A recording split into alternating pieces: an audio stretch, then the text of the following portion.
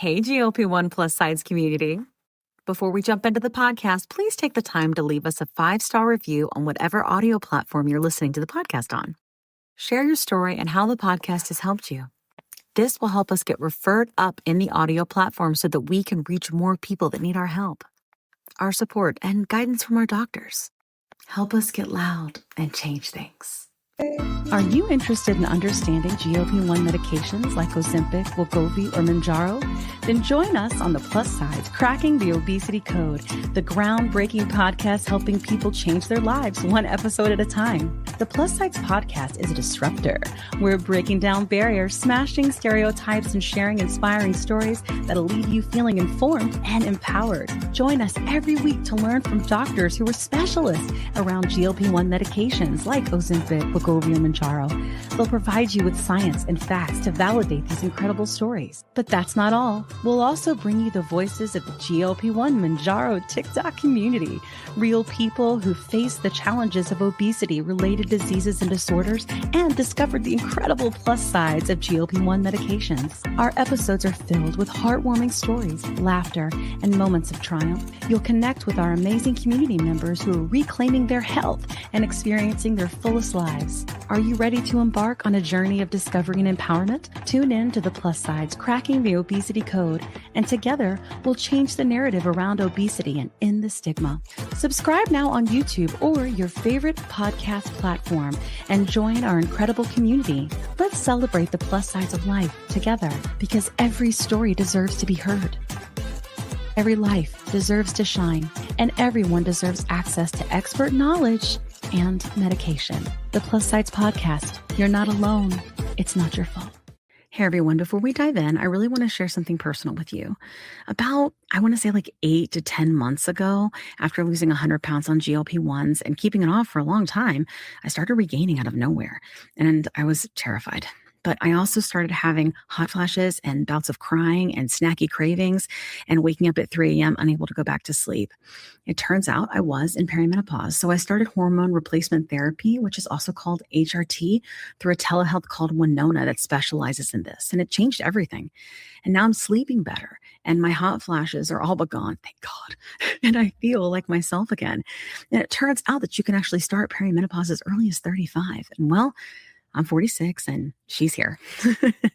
HRT has really come a long way and there's just no need to suffer anymore. So if you're like this and you're in the same boat, you can check out buywinona.com and you can use the link in our link tree to save some money. Want the fastest working GLP-1?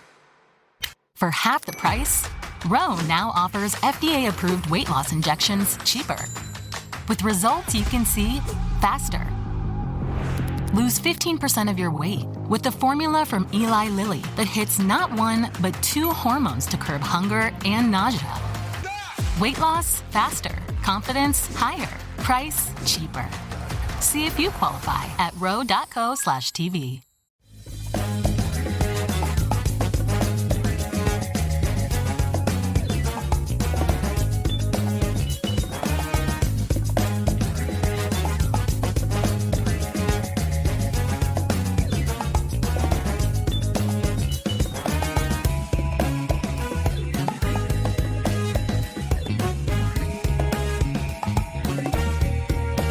Hey. Hey. To the Plus Sides Podcast. Hey. Come on in. To the spell. Hello, everybody. Hey. Welcome to another episode. Hey. Tonight, we know for sure we are going to talk about the necessary evil of insurance. We can thank Kat for the lovely title that is perfect for this evening. Very evil. We are going to have a community guest, and it just so happens our community guest also knows a lot about insurance, and we're going to talk about all of it. Mm-hmm. You know, the good, the bad, the ugly, the necessary evil of it all, the bullshittery. That's right. You heard me. I hope I don't get dinged for that. I hope I don't get dinged for that on the platforms because I feel like that's not a real word, you know? So what do you think? Oh, speaking of, put it look right at this. here. Look at this right here. See this? This is a Stanley, and it looks like an MJ injection pen. See, ain't it cute? Here's the thing. The reason we're showing it to you, 1, because it's cute. It And is 2, like because it's It's cute like us. And it's pretty in pink and purple, like the plus sides. Oh my God, I just made that connection. Look, you guys. I know. It matches our whole shtick. Oh, I love it. Pink and purple. Yeah, okay. Pink and Put it purple, right there. baby. A little bit of green. Mm-hmm. That's the right colors. Uh-huh. I like it. I like it. Anywho, they're all 10 milligrams. Yay. Welcome. Okay, so if you don't know me, I am sorry to hear that. Go back and listen to season 1. No, I'm kidding. My name is Kim. This is the Well Size Podcast, and we talk about, it's basically at this point evolved into a health and wellness podcast where we focus a lot on obesity, related diseases such as type 2 diabetes and other disorders like PCOS, insulin resistance, all the things. Once upon a time, when we started this podcast, there was this girl named Janine. And she was like, Kim, this isn't an obesity advocacy. I'm like, yes, it is, JT. And she's like, no, it's really a lot of things. No. She's like, it's a health podcast. I'm like, it's not a health podcast, JT. Here we are. 27 something episodes in. I don't know, 28, you know, having freaking celebrities and stuff talking about all this stuff. It is a health and wellness podcast. welcome. The health and wellness. And She lifestyle. can see further ahead than I can. Like, I'll come to her with like the vision, and she's like, "Listen, I know what you're saying, but it is what it is." And I'm like, "Yeah, she's usually right." Fair. Got to have a Virgo, Scorpio. Every Scorpio's got to have a Virgo. You know, Of just like- course. and a Libra. Libra apparently, and a The Libra. world needs us. The world needs us. The We world do. needs- But if you are new, Look at this podcast started from a TikTok community and has grown a lot. So that's good. That's exciting. That's what we want. We are trying to get loud and change Thanks, things. guys. Yeah, thanks for that. Keep it going. Thank It's like every you. hour at this point. It's great. It's great. Thanks, guys. Thanks. We are trying to help people. We're trying to educate. We are trying to remove the stigma around treating obesity medically. Obesity is I would say, almost side effect, if you will, of a lot of other issues like insulin resistance, like PCOS, like type 2 diabetes. And that's the thing, is Yes, it's yes, all indeed. connected. And that is Yeah. why it's Health and Wellness Podcast. You're right, JT. You're right. It's not just health and wellness. It's a lifestyle. Health and Wellness Lifestyle Podcast. Oh That's my it. goodness. I got my nose run. Made me giggle. Too much giggles. Anyway, hey, so that's why I'm here. I took this medication. I've been taking it for over a year now. I've lost 80 pounds. Update, friends. Yeah, buddy. Yeah, buddy. And it's completely changed my life. So all of the plus sides. It's not just weight loss. It turns out this medication actually treats biological dysfunctions, and then weight loss follows. And we are going to keep singing that tune. And when you hear us on repeat, it's by design. Okay. It's by design. There's a reason. That's how you get people to sing along. On Guys. repeat. On repeat, baby. Okay. That's what we do. And that's why we're here. Kat, who are you? Where are you from? What are you doing here? Who are you? Tell me things. How I'm are a you? Libra. It is a Libra season. Yes. Has Virgo season sunsetted? Is it over now, Bye. JT? No more Virgo? 23rd. See you. Wednesday It's Libra night. time. And then after that, it's Look. Scorpio time. It's like bam, bam, bam. You know? Yes. That's what we do. But that's okay. The We AT like alien that. says it's Libra season. Oh, that's The right. AT ATLien, our said it. mascot. Okay. The AT alien said that it's Libra season. It's Libra Okay. season. That's right. Officially. All right. Best season What you doing, because Kim? not just Libra season, it's because it's fall. It's not hell Yeah. hot, equator hot anymore. No. So I have a sweatshirt on. It's like 3 that's sizes a little too bit big. extreme. Don't care. That's a bit It's the extreme. best. You see That is But- a little extreme. It's That's- still in the 80s. it's cold in It's here. the Manjaro thing. And I'm just going to say Yes, the Manjaro. Manjaro. Oh, yeah, the Manjaro. It is the Oh, yeah. Mounjaro. Manjaro. It is the Manjaro. Hey, you see this here Mounjaro. thing? In case I didn't tell you, if you buy one, you get $10 off. Podcast Okay. 10. Podcast 10 Podcast is 10. the code. It is in our, where is it these days? It's It's in my our link tree. trees. It's in Yeah. the, I need to it's put on in the each of our podcast link page. trees. Oh, there's a video about it. It's on the post. There is a post Mhm. about it, and it has a link. Yes. Go to the I'll link, do it buy again. yourself a Stanley. Ta-da, And here's the thing, ta-da. they also make Stanley dupes Yep. looking like these. And Why that I not? would highly consider if you are on a budget. I'm just saying. Like, we Why can't all not? buy Stanleys. Yeah. Most of my stuff ain't Stanleys. Mhm. You know what I'm saying? But these encourage hydration, and you know They that do. we need to stay hydrated. It looks so Mhm. cute. They do. They This do. is what we call product placement. Kim said it looks That's all weird good. over here on my. It does, because it looks bigger Well, a than your little head bit, with the way a the little camera's bit. angled. It It's like, kind where of- is Kat? I have a don't big know. She's head. I behind the don't know about Manjaro. what you guys have got a big head. if you There we put go. it in the background, but then it'll be hard for you to reach for it to drink. Here you go. I feel like we ACL. need to ask people who are watching and commenting, do you think we all need green screens, or do you like seeing our houses? And you see that over there? You see that blanket? That's covering up all my TikTok shop stuff. This is real life, you know? Or do you Jeez. want a green screen with like a cute thing like Dave does on his channel? I don't know. Vote. This is your chance. Yeah, we can do that. Green screen. I don't think you're Good. tired of seeing Prince, people. I just don't think so. Never. But Kat, what if you had a green screen that had Prince on it? Do you know what I'm saying? Everywhere. Ooh. Yeah, we would put a little Little plus size bikes. thing and then Prince. Oh, and you know what? And I'm Right? thinking of 150%. I am going to, I think I'm going to start my new journey of vlogging, whatever, the life on the Yeah. stall, because I've been at 66 pounds for 5 years. Okay, I haven't. No. But He but has my been. life on the stall, it's pretty Oh, I cool. love that. My life I on the think you stall. should. There are many In people the that are like bathroom that. I had a stall. 3-month stall, remember? My life on You the moved a stall. little. Kat, you moved recently when you went It to moved a 15. little bit. It's gone. Yeah. It's like 66. I just want to, That's what they call a but you set know weight. what? I Set don't weight. get And why don't mushroom. you? Is it because of the plus sides of the Because medicine? No, tell me right? about It could be the plus side of the it. medicine. It could be the It plus could be side. set weight. It could be the wine. I'm not giving it Oh up. well. I only have it Yeah. once a week. Yes. Oh wow. And That's big. Yeah. however, I've been starting to take measurements, and none of my Uh-huh. jeans fit anymore. My 16s don't fit anymore. I'm officially in 14s, and I have not lost Eh, not one eh, eh. explicative pound in But like you're 2 losing months. You're actually in a inches. 13, 14, and My I know because I sent you some Judy Blues. my life on the stall. I was like, we're getting out of those athletic pants. She needs some Judy Blues. I know. All I wear is activewear. In fact, I I was had to proud of donate some, you and I for almost Very trying interesting. on jeans. I really was. it's because the wrong way. It's because I sent them. It's because Kim sent them to Yeah. me. I did. Look, I that sent way. them. They're basically jeggings. I was like, this is the only way Because I'm going I to get her out of don't it. do They look jeans. good though, Kat. They're Yeah, they comfortable, do. right? They did Yeah, they look do. good. I don't Yeah. like the button to butt over my fupa. It just That's feels okay. uncomfortable. I have a butt gut. Yeah, I'm used to it now. But it was weird for me at first too. But I was like, if I don't start wearing pants with a button, I'm never. Like right now, I'm wearing. wearing harem pants. What's a harem pants? Was it like MC Hammer pants? They're like Kind MC of, Hammer yeah. pants. Oh, Look, I like it. uh-oh. Uh-oh. Uh-oh. That was good. I can't do it. Oh. Sideways. Uh-oh. I tell you, Uh-oh. we talk a lot about You're 80s so music random. here. Not gonna Okay. lie. We do. Okay, sorry. Anywho. So, hey JT, My who life are on you? the What you stall. doing? What you here for? How's it going? Yeah. Oh, What's happening? listen, happening? How's it hey.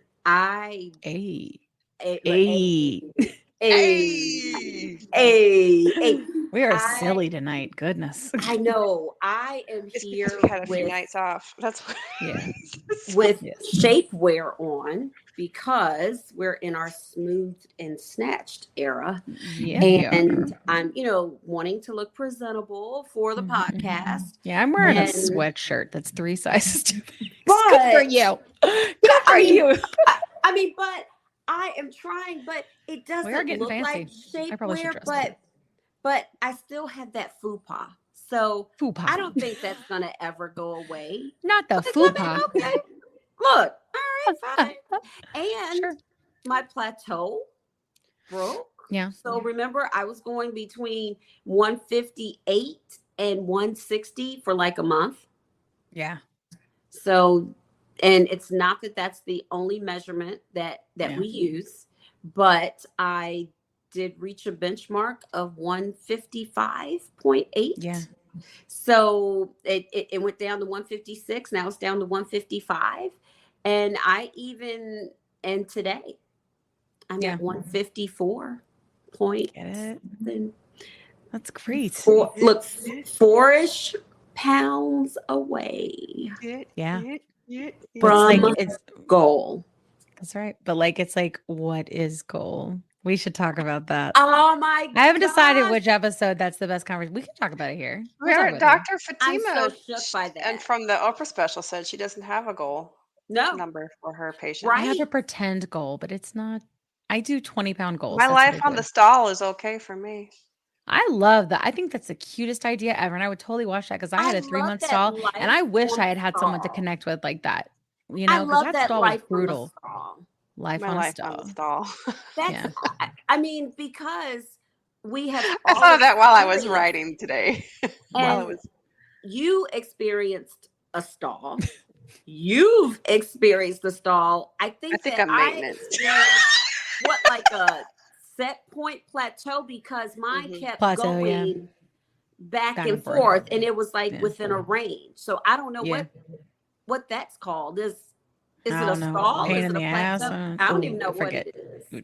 Yeah. But Try not to do that. I'm ready. Look, Yeah. I am ready. You know how people change. They're like, oh yeah, I reached goal. Well, I think I'm gonna go for another 10.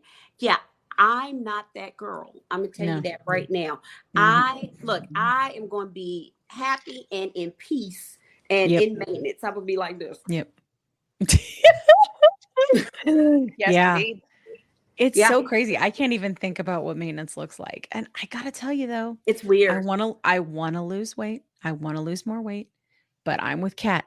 It like for me, if I didn't lose another pound, if I didn't lose another pound, as long as it's safe, I still take this medicine because of the reduction of like the complete elimination for me of food noise, the anxiety gone, the inflammation gone. Like it's treating my sickness. It's fine. Do you know what I mean? Like, I'm fine. You know.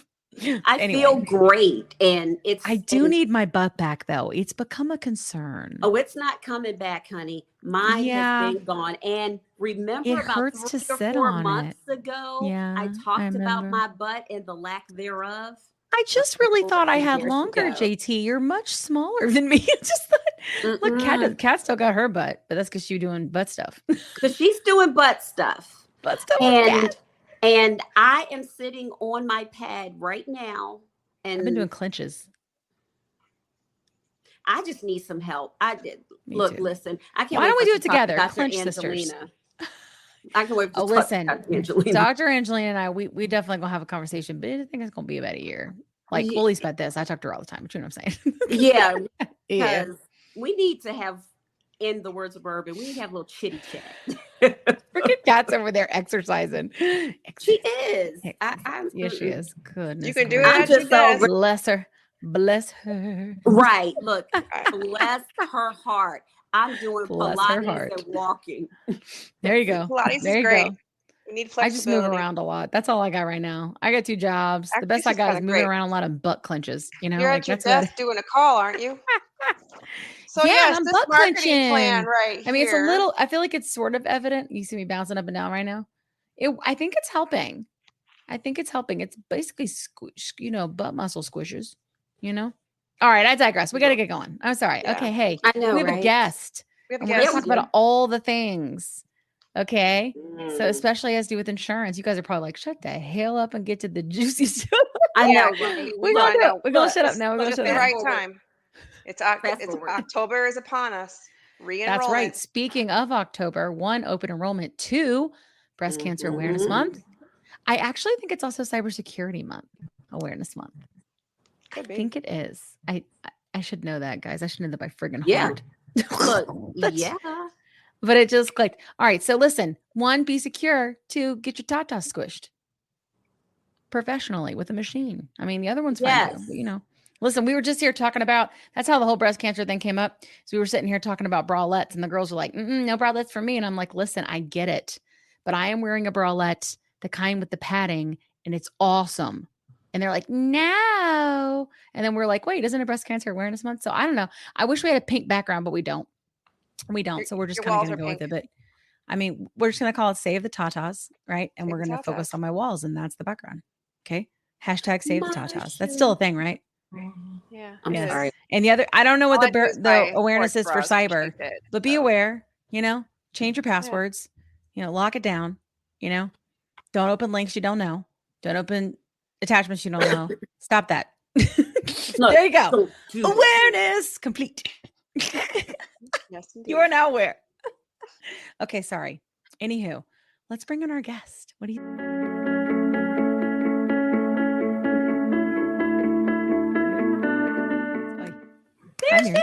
How are you? Hi. Hi, How Mary. are you? I'm good. How are you? We're so glad to have you on the Welcome to our show. Thank you. madness. Glad to be here. Yes. Yes. So something that's really important, and we always talk about it, is that it was really important to me and to many people that chose to be a part of this, including the girls, that everybody had the opportunity to take the space to tell their story unfiltered and uncut. And I would like you to do that now, because there's somebody out there that's going to hear your story and they're going to send me a message and say, that sounds like me. And they're going to go to their doctor. So whatever you think they need to hear. I'm on my period, so I may cry tonight. I'm sorry. Oh gosh. Well, Range of emotion. Yes. Yes, Kat. That's what I'm saying. It's not good. It's a bad one this month. it We're happens. sorry, Listen, Mary. our listenership is ahead. primarily women. It's fine. Everybody gets it. Get it. Anyway, Mary, hey, it's hard Hi. to take the space. The It's men get No it too. problem. They live with women. The ones that So- live with women.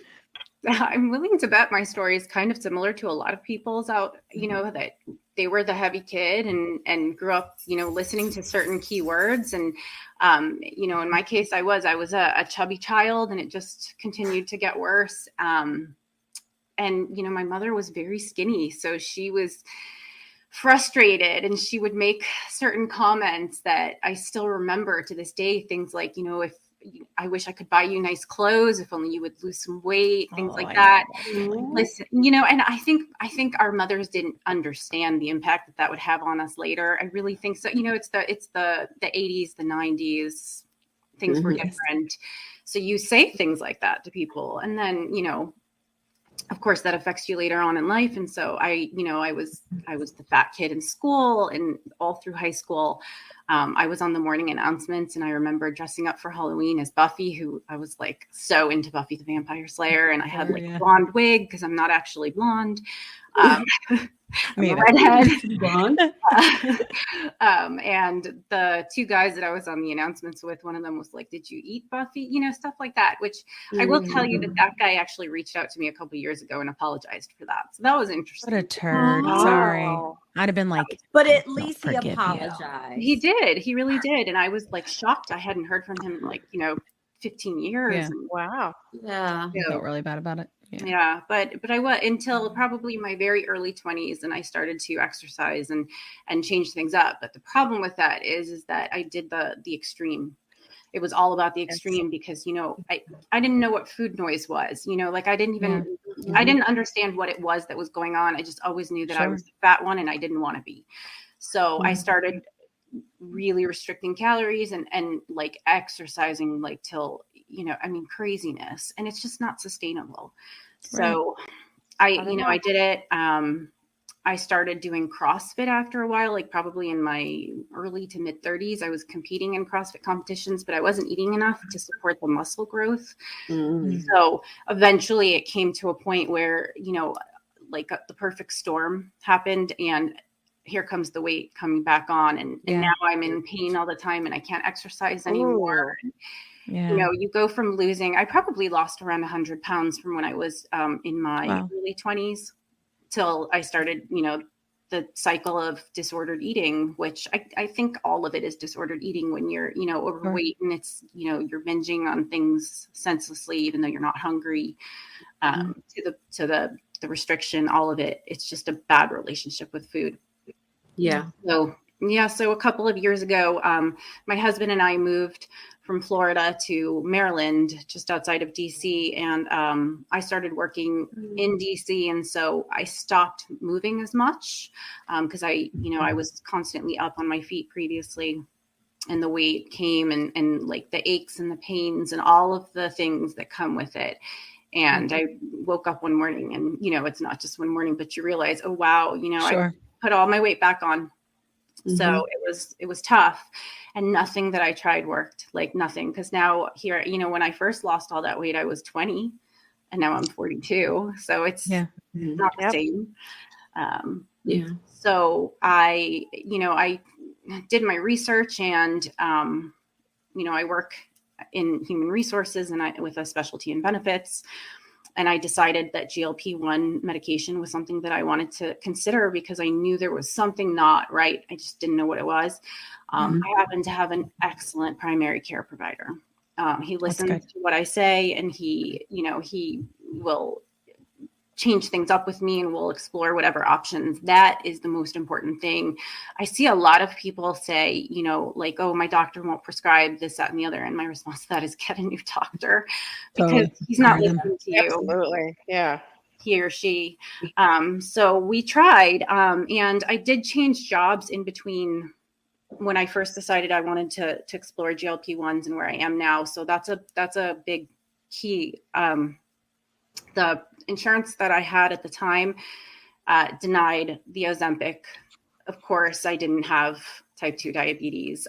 So we tried, there were some alternatives. So we tried to get me approved for Victoza, and that was denied. We tried all of them. They were all denied. However, they did say, okay, try step therapy. So he prescribed metformin for me. And that is what eventually got me to where I am now. But I only took it for like a week. Everybody Do what does, you gotta right? do. Yeah. You do what you gotta do. We Yeah. get it. Maybe 2 or 3 weeks. Did it make you really Yeah. tired too? Like it made me so sleepy. I don't Like, remember if it so did. tired, exhausted, tired. I feel like it just didn't do anything for me, honestly. That too. Yeah. Yeah. So, but We're like, yeah, nothing. a couple of weeks after that happened, a former colleague of mine who knew that, I had been struggling trying to change things up, he found the savings card, and he found Hello Alpha, and he reached out to me and he was like, hey, I know you've been trying to do this instead. And I was really lucky because it was just like the second week in October. Yeah. Right before the savings card changed. So I had the original one. Yeah. And I started Mounjaro October 12th, if I'm not mistaken, because I've charted my progress. Yeah. So in that time, I've lost, I fluctuate between the last 3 or 4 pounds. So almost 80 pounds. That's great. Wow. Congratulations. Wow. Yeah. How are you feeling? I feel amazing. I haven't felt this good in years. I did not have side effects. I know that Crazy. experience is different for everybody, but I did None not. at all. None at all. What can I ask? What dose you're I'm on now? I'm impressed. dying. Yeah. So right now I'm on 7.5. Wow. I was on 10 for a good few months, and 10 is probably the one that I was on the longest, because I did 2.5 for a month, 5 for a month, 7.5 for like 2 months, and then 10 for a while. Then my doctor moved me up to 12.5, and I did not like it. That was the only time that I didn't sleep. And I can't say for sure it was that, but I'm pretty sure it was that. I did not. Yeah. So I went back down to 10. And then, when I hit my quote unquote goal weight, which I still haven't really pinpointed, I started to titrate down. So we've been kind of fluctuating between 5 and 7.5. And I think I've decided 7.5 is for me. Your jam. 7.5. Yeah. That's a great dose. Yeah. I like it. I just feel like the whole experience has been amazing. I feel like because I haven't had side effects or anything, I feel like I just really needed it. Like my body it needed it. And no, I don't have PCOS, and I don't have type 2 diabetes, and I don't have a lot of the issues that people experience, but I'm sure I was heavily insulin resistant. 100%. Yeah. All the specialists say, if you're obese, you're insulin resistant, at this point, right? So yeah. And I struggled with my weight my whole life.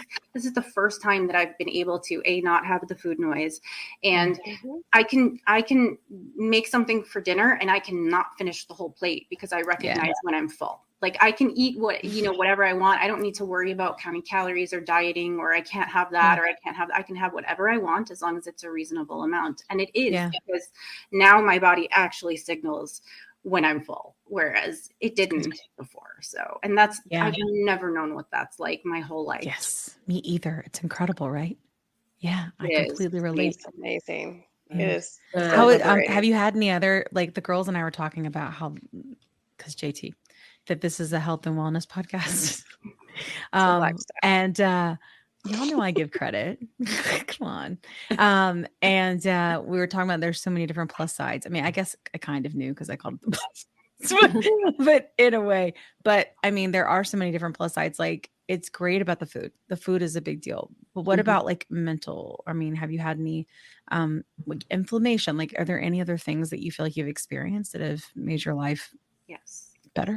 Oh yeah, absolutely. The decrease in inflammation wasn't like right off the bat noticeable. I also used to, especially after I'd gained a lot of the weight back, I would wake up in the morning and like, I didn't feel good ever. I didn't want to get out of bed. And not just the fact that I like was, so mad at myself for gaining the weight and like I was embarrassed to like allow people to see me, didn't want to leave the house, but I just physically couldn't. Like all of the things that I used to enjoy doing, I couldn't do those things. Within probably a few weeks of taking the Mounjaro, like I totally felt different. I felt just like I had, the energy dips were insane when I put the weight back on. I had no energy. I was exhausted all the time. So I couldn't even make myself exercise anymore. But Mounjaro had just immediately like changed a lot of that. I wouldn't say I'm back to full energy, and that probably has more to do with aging than it does with anything else. But, yeah, I do know. Everything's better. I'm like a year older than you. I totally know what you mean. It's a shift. We did it. It's a tough pill to swallow, but it's true. Yeah. That's true. Well, that's Definitely. awesome. Like, thanks for sharing that with us. And like, sometimes we've had this happen before, but our community guest is also our specialist for the evening. We like to pair community stories with, really, I just say like logic and data and facts, because we're trying to steer the ship away from what I think we started with, which, and it's probably I still get comments of, unfortunately, the perception has been, and I think it's shifting, is that people who are taking this medication shouldn't be taking it because it's only for type 2s, and not understanding the things like insulin resistance, or like our friend JT understands here, that it's all connected, and it's very much, when you come at everything with emotion, it's easy to dismiss, right? But if we can add the emotion and the testimonials with logic, then that can change things.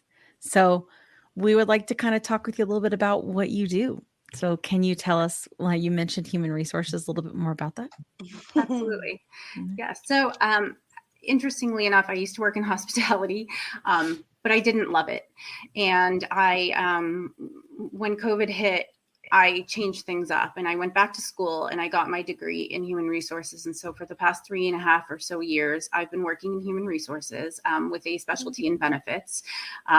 I actually, until last year, worked at a PEO, which is a professional employment organization, and it's basically an outsourcing of HR.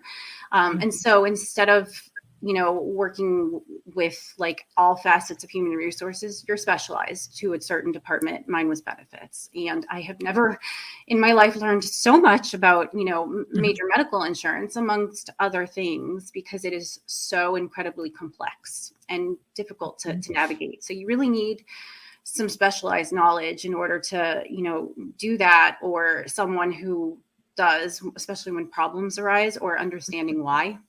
I am now a human resources generalist for a home healthcare company, and I do everything, but I do still maintain and manage all of our benefits, which is very apparent coming into open enrollment season right now. Yes, indeed. Yes. Yep. October is also open enrollment. Open enrollment. October, trifecta. Lots of things going on. Yes. We are preparing for that. And I am looking at all of our options and renewals and alternatives and all of the things. Hey guys, let's have a quick review on what you should be taking as a supplement while you're taking your GLP-1 medications, or even if you had bariatric weight loss surgery. Technically, you should be able to get all of your nutrition from your food. However, we know that we normally don't get that. So number one, I would remind you to do a lot of water.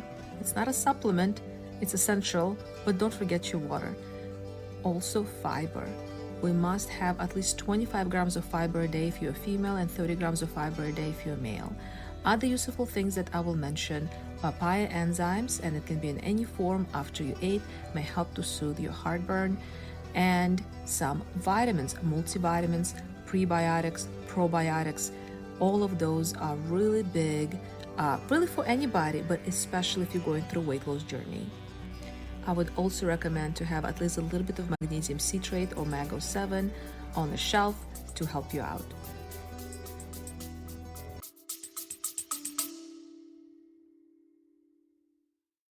Quick pause here. I've had moments on my GLP-1 journey where insurance changes or rising costs force me to look for a new provider. And honestly, that process can feel very overwhelming.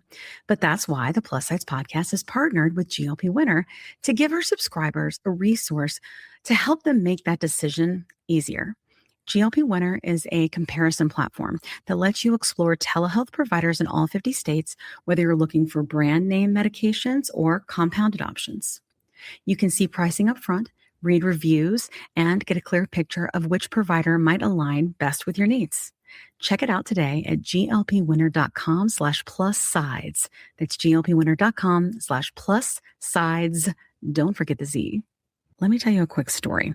I was telling Kat how I was regaining weight after my 100-pound loss using GLP-1 medications, and I was having snacky cravings and waking up at 3 a.m., and I had hot flashes, and I was worried. But Kat was like, listen, I went through this last year. It's perimenopause, and I started HRT, and she used this company called Winona. So I started going there to see if this was something that was going with me. Turns out it was, because I'm 46. And it's been amazing. It's taken a while to find the right dose, but once I did, it's just been huge. I've been sleeping. I feel more myself again, and the hot flashes are gone, which is really bad. So I will tell you, it's just been so big for me. And so I wanted to partner with them on the podcast because obviously many of our listeners are going through the same age range and definitely are having these issues. And there's just no need for you to suffer. So if you go to the link that's in our link tree, you can click on that and save money. If you go there and you meet all the criteria, this might be something for you to try. So I just want to make sure you had this great resource because it's just been such a big difference for me and Kat. Again, you can go to the link in our link tree and get what you need.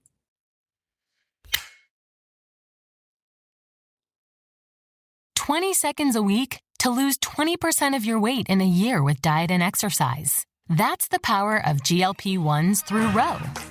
Ro helps find the medication that's right for you, based on cost, availability, and your weight loss goals. Losing weight with GLP-1s is possible through Ro.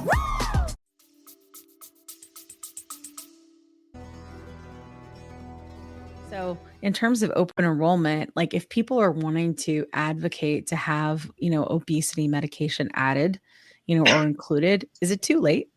Do you have to wait until the next plan year? It's not too late right now for most Great. places. Great. Okay. The caveat's going to be how large is your company that you work for? If you're working for a really large company, there's a good chance that they've already kind of put your open enrollment together, and maybe it's too late. It's definitely possible because larger companies have advantages, so to speak, when it comes to getting benefits, getting renewals, and getting other plans. Because the larger you are, you're typically, it's more advantageous because, there's more people paying those premiums. And it also depends on the type of plan that you have. The only types of plans in which you can actually pick and choose what you want to cover as an employer is if you're self-funded. Yeah. Sometimes level funded plans have that, but level funding is a little bit more difficult to understand, and it's not as common. I shouldn't say it's not as common, but it's typically you're going to be in your fully insured or your self-funded plan. So can you describe the difference between the two so our audience can understand? Okay, so fully insured plans are, in the easiest way to understand it, basically your employer is choosing a plan that's offered by a carrier, and it's a bundled package deal, so you don't get to pick and choose. And the premiums are paid to the insurance company, and then the insurance company is going to either deny or approve claims based on how they feel they should be. But the employer doesn't really assume the risk of, like, let's say, a huge or ongoing claim if someone had cancer or something that's deemed catastrophic. It will count against you towards your renewals. but you don't assume that risk. When you're self-funded, you're collecting premiums from your employees and you're using those premiums to pay those claims out. So you, as the employer, you get to choose what you want to cover, which I'm going to tell you right now, it's not going to be popular for them to want to cover obesity medications because they're expensive. Yeah. But it's possible. And then there's usually like a cap or a catastrophic insurance coverage that employer adopts, so that, let's say, something major does happen, there's a cap of what they would have to pay out a claim on. Let's say it's $100,000, and then they have their catastrophic insurance to take over it. So it's much more managed by the employer, and you have more freedom to do what you want with it. Whereas the fully insured plan, this is what they're going to give you, whether it's Care First, or I should say Blue Cross Blue Shield, because Care First is specific to this area. United Healthcare, Aetna, Cigna, any of the large ones. Okay. Interesting. Okay. So, so is it sort of like, I mean, like Kat and I are both like, we come from tech stuff, but like, is it sort of like buying like an out of the box type of plan? Like it's kind of like just predetermined for you and that's what they're doing? It's very much like that when it's fully insured. And just to give you an example, the plan that we have right now is actually, it's going away next year. So our renewal rates came in quite high. And one of the reasons is the plan that we have won't exist anymore. And the one that's replacing it is a 5% richer plan. And that was factored into our renewals. And so, whether or not the plan has a co-payment versus a co-insurance, whether, you're on a 5-tier, formulary or a 3, or whether you have a PBM or not, or all of those things are built in. Your co-pays, your deductibles, everything is built into that. So what's the difference between a co-pay and co-insurance? Co-pays are set amounts that you would pay once your deductible has been satisfied. So if it's a $30 copay to see a specialist, you satisfy your deductible and then you pay your $30 when you go see the specialist. If you have co-insurance, it's going to be a percentage. Usually it's 20/80, but it does depend on what the split is. So if you go see a specialist and that specialist charges, I don't know, so my dog is... That's okay. I have 4 dogs. Oh. This is life here. This is life. It's cool. Hey, dog. Hey. But yeah, so it'll be a percentage of what that provider is charging, and that may work out not in your favor, depending on how much that office visit or procedure is. Okay. Cool. Yeah. Okay. So, I feel like I veered off a little bit just because you just led right to it. But there, so JT and I do a lot of lives and support on TikTok for people in the community, and we get a lot of people lately that are new. And so that's why we wanted to make sure we covered these things today. And we find that a lot of times one of the first things they say, and I swear it happens like 10 times a live. So if we do a live for like an hour, we're like, there's 10 of these questions. My insurance will not cover this. How do I get it covered? My insurance doesn't cover anything. Weight loss. How do I get these medications covered? And, I have like suggestions of things that I say, but honestly, I'm not sure how often they work. I figure not so much, but I'd love to know if you can help us, like we can tell them, what can they do? Sure. I can try to provide some tips and tricks, but like you said, sometimes they work and sometimes they don't. Yeah. Right. A lot of that depends on the plan that you're in and the carrier. And one thing that I think is really important for people to understand is that whether or not you have the same carrier as a friend of yours who works for someone else, you don't have the same plan and you won't have the same parameters. So what works for one won't for you, even though you both have Blue Cross Blue Shield or Cigna. So what you'll run into a lot of times with people is that they have anti-obesity exclusions on their formulary. Right. Okay. So you're not going to get Wegovy approved. You have a better chance of getting something like Mounjaro or Ozempic approved, even if you're not a type 2 diabetic, even though those are only FDA approved for type 2 diabetes. Oh my God. That makes if you can prove a medical necessity, you're not going to get the Wegovy or the Saxenda. Very rarely can you get something called a formulary exception. They're not easy to get. And, someone can tell me otherwise because they've had it, they've gotten a formulary exception. I don't see that happening a lot. But things that you can do are, trying to get a prior authorization approved. You do really want to make sure that your provider is someone that you trust and listens to you and will work with you on that. Because if all they're doing is filling out a piece of paper that asks for a diagnosis code, Correct. Yeah. So, then you think about an appeal. You can find out from your insurance company whether or not you can handle your own appeal or whether your provider has to. And if you can do your own, that's better, because you're probably going to, you're going to advocate for yourself better than anybody else is going to advocate for you. Yes. So, I would do my research and I would get as much documentation as possible. And if it's because you're insulin resistant, or if it's because you have if you have PCOS, if you have any one of those contributing factors that causes you to either have obesity or be struggling with obesity, or even if none of that is the case, but you've struggled with your weight your whole life and you have the chronic disease of obesity, which is something that we need to make sure gets more mainstream, as it is a chronic disease. And you provide them with why you need this medication, you may get an appeal approved. Yeah. I want to help our new friends a little bit. So, and you let me know if I'm wrong. Okay. So Wegovy and Ozempic, same medication. It's just exactly the same thing. Right.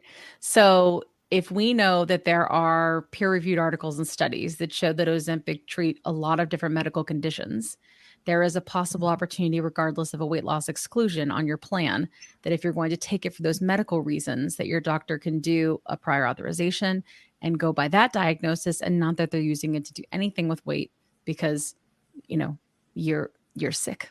We're all sick, but that's what it is, right? So you're saying that it's the same medicine, but you're able to get it, because of medical stuff. And so you're saying that that's sort of like the difference. Is that a good example of what you're saying? Absolutely. Because the Ozempic's not excluded from your formulary. It's on your formulary. You just don't necessarily qualify for it because you don't have that type 2 diagnosis. But if you can prove medical necessity, you can get it. Whereas the Wegovy, which again, exactly the same medication, it's Semaglutide, whether it's Ozempic or Wegovy, it's just different dosages. It's FDA approved for weight loss, not for type 2 diabetes. Now your plan excludes weight loss or any anti-obesity. You're way better trying to get the Ozempic or the Mounjaro than you are for the Wegovy. Yeah.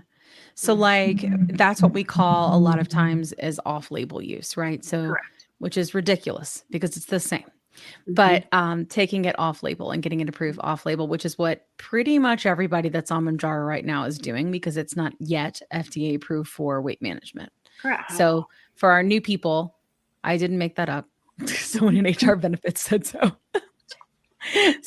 But I mean, I know it's hard. And I hear sometimes people say they'll go, it's a no. And I tell people all the time, exhaust your appeals, exhaust them, because they're trying to make you go away. You know what I mean? They're doing it on purpose. I wish that PCOS was more of a thing that you could say, right? Cause it's just, there's nothing for it. It's metformin's trash. And I feel like it needs to be, I mean, so many things need to change, right? But PCOS, it's such a huge problem. It's so hard to get diagnosed, and even people that I know where it's evident that that's what's going on, it's still really difficult. We were just learning it takes an average of 5 years to get diagnosed with that.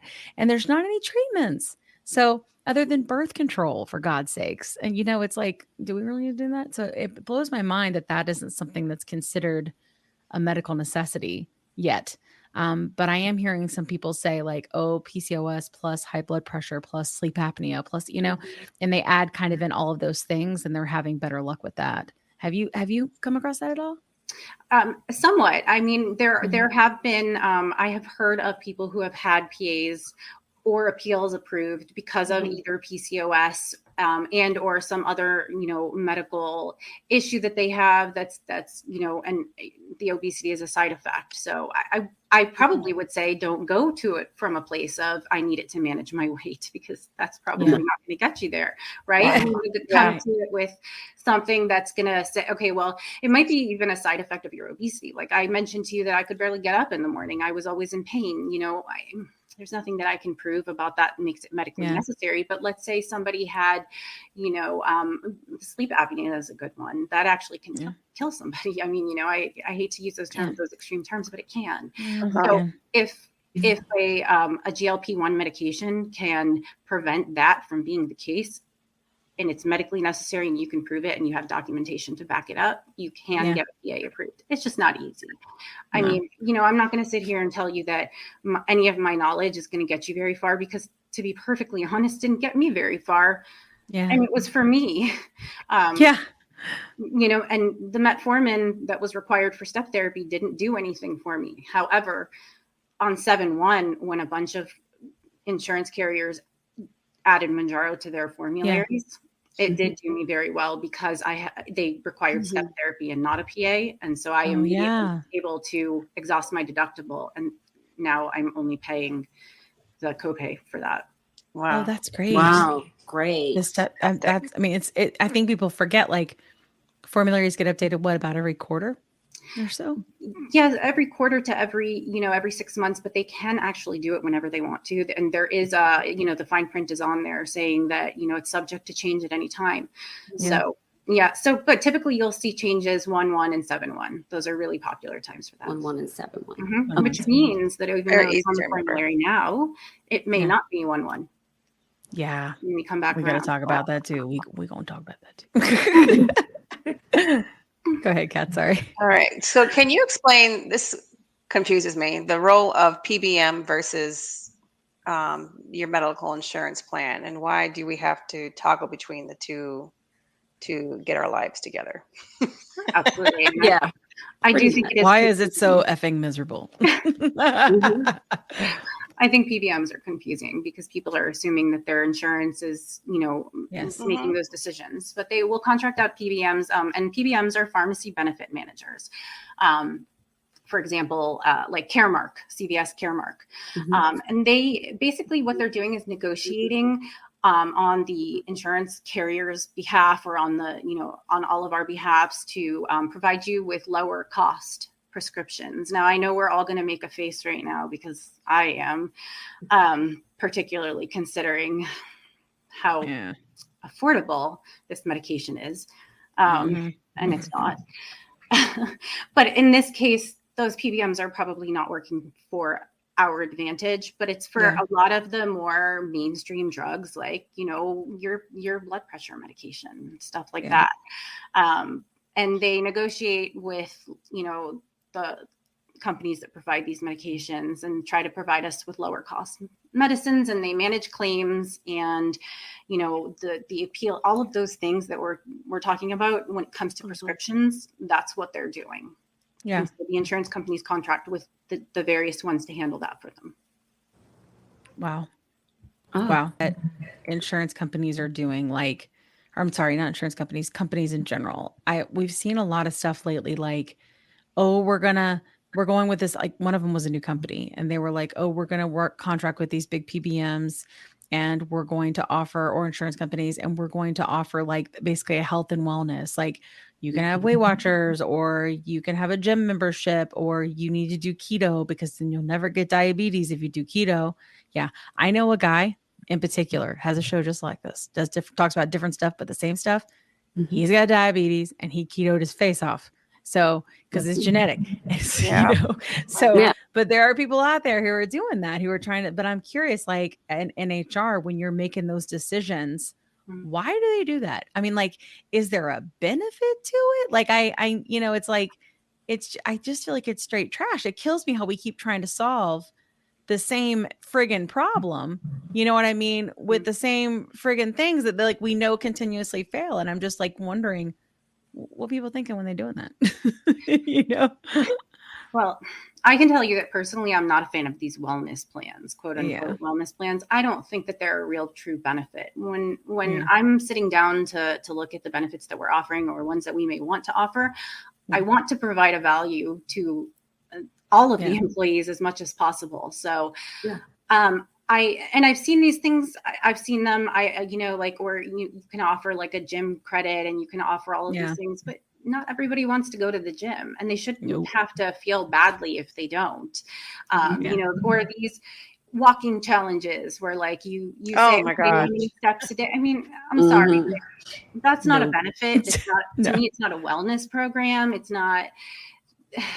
That's like fat people accountability. It's such bull. I can't stand it. Like here, let's try. And then people like, oh my gosh, I have one friend where they send her a scale and she has to like weigh every week and all this different stuff. And it's, I'm not even kidding. It's just awful. I got sent a her employer sent her a You did scale. Yep. I'm going to She's part of like she's part of a plan. And like some insurance, some companies are now requiring that you do this crud to be able to continue to get your medicine, which of course everybody's going to do because we're sick and we need medicine. It's crazy, right? And it's like, they're just constant things changing right now. They're trying to find new ways to get out of paying for these medications. Absolutely. Right. That's right. 100%. I actually have a theory that the reason why, and I have no idea if I'm right or not, but the reason why 7-1, a lot of formularies added Mounjaro is because that savings card was supposed to run until 12/31 if you had coverage for Mounjaro. So I'm pretty sure, and then not so much after it ran out, I'm pretty sure that they all kind of looked at that and they were like, oh, well, if the card runs out, then, they're going to start, filing appeals and claims and exceptions, and we're going to end up having to pay for it. But if we add it to our formulary, they can still use that savings card, right? So that was a way. That's just a theory that I have. I don't know if it's true. That makes sense. Because why else, right? Why you didn't else? Cover it, and now all of a sudden it's on my formulary without a PA. Are you kidding? Yeah, it doesn't make sense. So that's just my theory. But sounds like a good one. Let's go with that. Agreed. The wellness plans, I mean, especially the ones that your insurance company provides, which mine does. And let me tell you, I wanted to give my employees more information. And so I followed the path. I went down the rabbit hole and I scheduled the wellness call with the life coach and did all the things. And I cannot tell you how uncomfortably awkward and just this guy was like, pick a thing that you want to improve upon your life and let's discuss it. Well, listen, if I could make myself do that thing, why would I, it was just super uncomfortable. Why would I need you? Yeah, exactly. I also find it so patronizing. Go ahead, Kat. It's so patronizing. Like, because I've worked out all of my life, like you, Miri. Like, I've done all the things. I've played sports. I've done all the weightlifting. In fact, I'm always, albeit the weight, my numbers were always stellar. I always found it so freaking patronizing. I'd sit in front of a doctor and they say, well, have you tried Weight Watchers? I want to punch you in the throat right now. Do you think I'm this, like, I don't know what, I don't know to eat an apple is better than having a French fry. Like, it's so freaking patronizing. I just find it just, I keep saying the word patronizing because you're talking to me like I don't know, like I don't, like it's this is new information for me. I never knew. I never knew that apples were so great for me. Right? It's always the worst, right? And it's because earth-shattering. Naturally thin people do read between the lines, right? Anyway, they just don't get it. They just don't understand either what it's like to like constantly have a voice in your head telling you to go back to the refrigerator. You're full, you don't need anything, but you're like, you literally have a voice telling you to go do it. You don't like they'll never or you have the hunger cues. Like there'd be times when I would have a full meal and I'm like, why am I hungry 30 minutes later? Why do I feel like I could have a whole sandwich? Yeah, your body just isn't regulating properly. So now we finally have something that does that, but no one can afford it. I'm triggered. I get it. But these wellness programs, they're meant to placate people and or put them in a position, as you mentioned, where they have to perform for someone so that they'll get whatever it is. And so in my opinion, they're not benefits. Yeah. That's not a benefit. Agreed. No. No. It isn't really benefiting. A scale is being sent to somebody. Yeah. Yeah. That's just like another way to fat shame. I'm sorry. It's like straight trash. Sorry. That's my new thing. Straight trash. Everything I don't like. Straight trash. Oh, it's trash. Look, trash. I literally am looking at a box with a scale that was sent to me because of a wellness program at my employer. And and you work for a major company, we all know, is Delta. Yeah. Like, and come on. Yeah. So it's no. So it was the scale. It was a monitor because I do have type 2 diabetes, which okay, great, but yeah, and it was like, well, we'll send you this free scale, and I haven't used it yet because I have my own scale. So I will use that, but when it's going to help you, it's going to change your life, Jardine. Right. Oh, I forgot about that. Yeah. Yeah. And because that scale just has all the things, it even tells you the weather too. It even tells you the weather. So I'll think about it.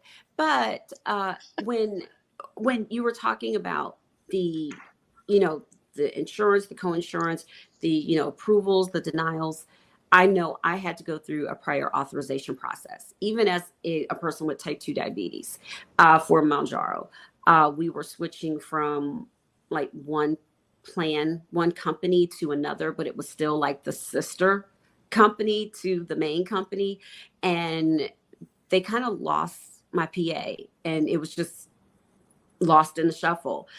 They found it. I literally heard the representative on the phone from the PBM, like clacking and typing, trying to find it. Finally found it because I called to follow up, and they had me on hold, and my prior authorization was approved within like 3 to 4 minutes. It was that fast. She came back and said, "Oh, okay, well, you're approved." And in 30 seconds, my prescription was sent to the pharmacy. But with that, can you explain a prior authorization and how the process works on the side of, that we can't see, like from the insurance company side, because sometimes it takes longer. For me, it took 3 to 5 minutes, but I waited at the beginning of the year almost a week and a half, 2 weeks because of the holidays, and other times it's immediate. And why is that? And who's involved in approving prior authorizations, and who's involved with the hearing and appeals process, like this whole PA process? Sure. Yeah. So that it's pretty subjective because there are a lot of reasons why it might take longer than normal. Maybe your doctor doesn't know he needs to fill out, and I keep saying he, and I hate that, like he or she needs to provide a PA. They prescribe your medication. They probably electronically send it over to your pharmacy, and then they think they're good, right? Yes. They may not know. And so then the pharmacy gets it, they run it through insurance, and then they see, okay, well, we can't fill this because a PA is required.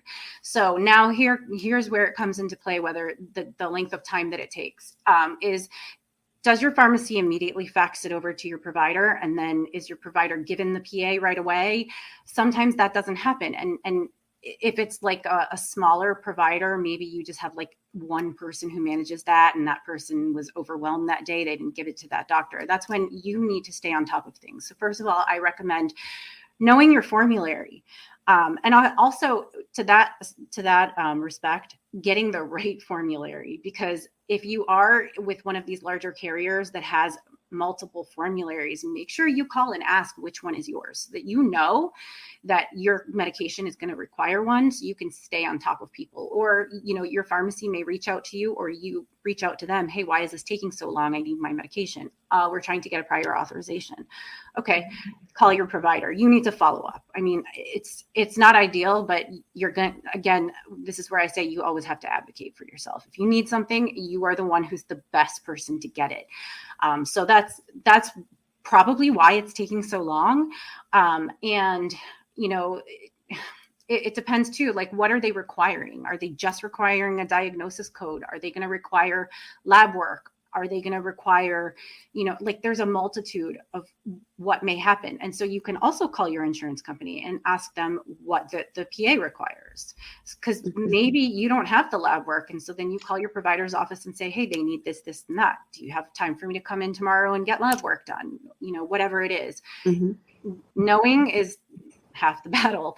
That doesn't mean you're, I know. G.I. Joe. Isn't that what it is? Isn't it G.I. Joe? I can hear it in my head. Well, but then, all of that knowledge isn't going to get your PA approved, and it may get denied. And then, then that's where you start talking about appeals, which sometimes appeals can be more beneficial to you than the initial prior authorization, because you might be able to take control of it. Wow. Okay. I hope that answered the question. I'm not sure if it did. But. Yeah, no. It did, because just like Kim said, and even, with Kat, we see a lot in the community where, people are like, well, it's now requiring a prior authorization, when just last month it didn't require a prior authorization. Absolutely.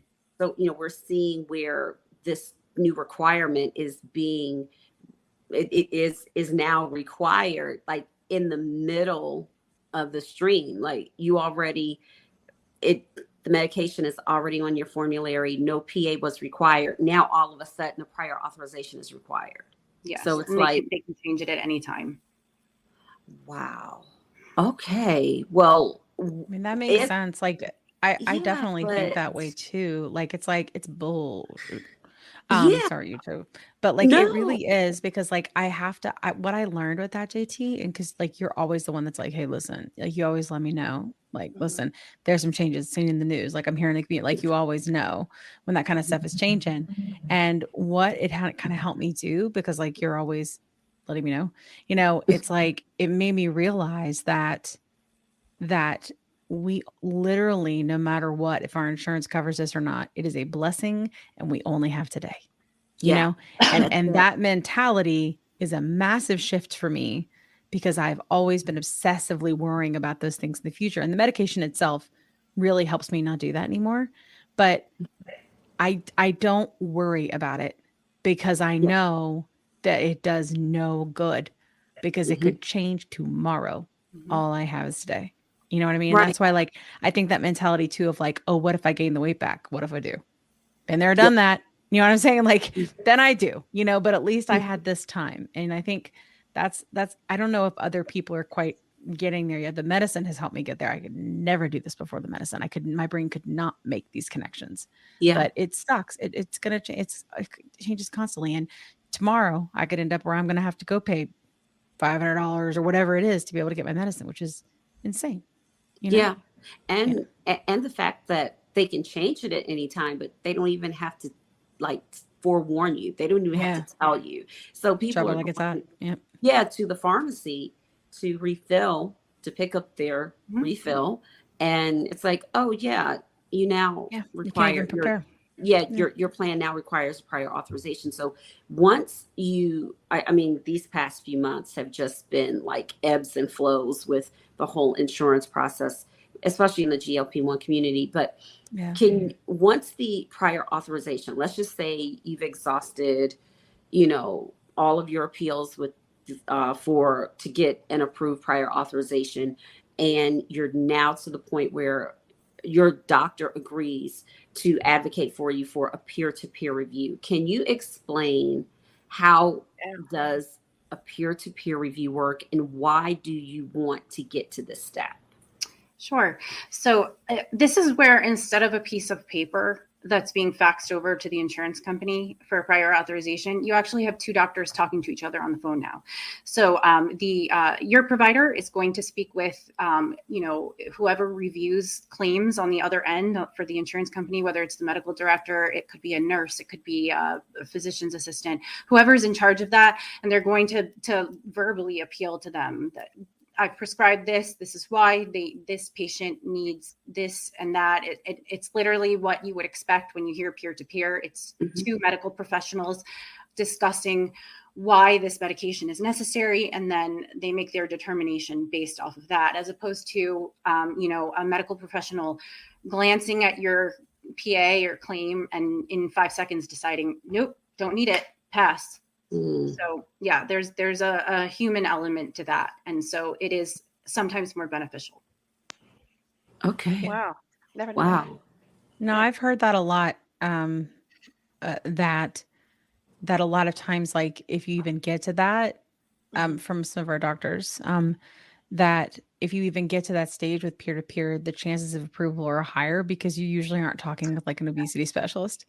You usually aren't, you're talking with like an ENT or something like that, And Right. so that's what they were telling us, is if they can get there, that the chances are higher. So, I mean, it makes sense, right? Like, and we also have heard so many things like there's no way they have all these people sitting around like that are experts waiting to do these appeals. Like they're Joe Schmoes. Like the doctors they do peer-to-peer with, they're probably not specialists. Like the people that are approving or denying your claims, they're just all on a checklist. These are not experts. Do you know what I mean? Like that's one thing I've been learning, is that how could they? And that's like when I tell people like, oh, they're going back and they did, like they had big projects where they would go back. It was many months ago, kind of about the time the savings card, where people were getting it off label. And there was a lot of audits going on because we knew some people that worked for PBMs. And they were doing audits and they were pulling people's PAs because they were taking it and it, was kind of outside of plans. And why did that happen? Because there were regular people that were like, all right, it's on the formulary, letting it go. You know what I mean? And then they realized they were spending out a whole bunch of money and they didn't want to do that anymore. So those PBMs came in and started pulling stuff, and it's like, I think we forget, like, if we think about things like that, that's the reason you always appeal. That's the reason you keep appealing and you keep fighting. This is not the thing you give up on, Yeah. Absolutely. Sorry, Kat, you go. You guys recall there was Mad Endo. She put out an article. I don't know what company it was that got sued recently because it was not an actual physician denying the claims. I think it was Cigna. Really? It was Was it Cigna. Cigna? Yeah. Ooh. Yeah. There, I got Yeah. trouble. They were using allegedly using AI technology. Oh, I remember that now. Mm-hmm. Yeah. So AI. So okay.